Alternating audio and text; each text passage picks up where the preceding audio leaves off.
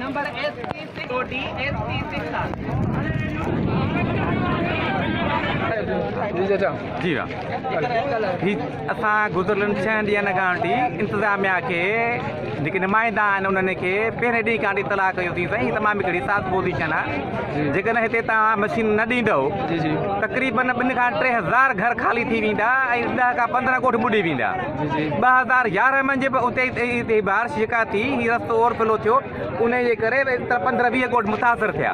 पर इंतिज़ामिया ते कंहिं बि क़िस्म जो को ख़्यालु नथो थिए अॼु असां सां हुननि जो वाइदो थियल हो त अॼु तव्हांखे मशीन मोकिलींदासीं पर हिन महिल ताईं मशीन न आई आहे ऐं मजबूर थी असां रस्तो ब्लॉक कयो आहे असांखे ख़बर आहे तव्हां को बीमार हूंदो को बचड़े वारो हूंदो न पे चाहियोसीं त असीं अहिड़े क़िस्म जो असीं तरीक़ो इख़्तियार कयूं पर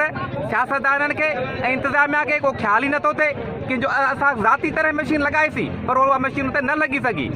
हाणे मशीन उन जी तक़रीबन 25 खां 30 फुट वारी मशीन हूंदी त उहा कमु करे वेंदी हाणे 25-30 फुट वारी मशीन जे लाइ जॾहिं असां प्राइवेट माण्हू सां कोशिशि कई त न भई साहब न चवंदो इहा मशीन तव्हांखे कान मिलंदी मतिलबु त पोइ छा था चाहिनि त माना माण्हू दरबदर थियनि बिल्कुलु इंतिज़ामिया सां असांजो राब्तो रहियो आहे इंतिज़ामिया खे नोटिस में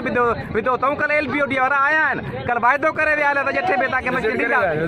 हा विज़िट करे विया मूं पाण विज़िट कराई आहे उन जे बावजूद बि न आया आहिनि हाणे हींअर ज़िमेदारी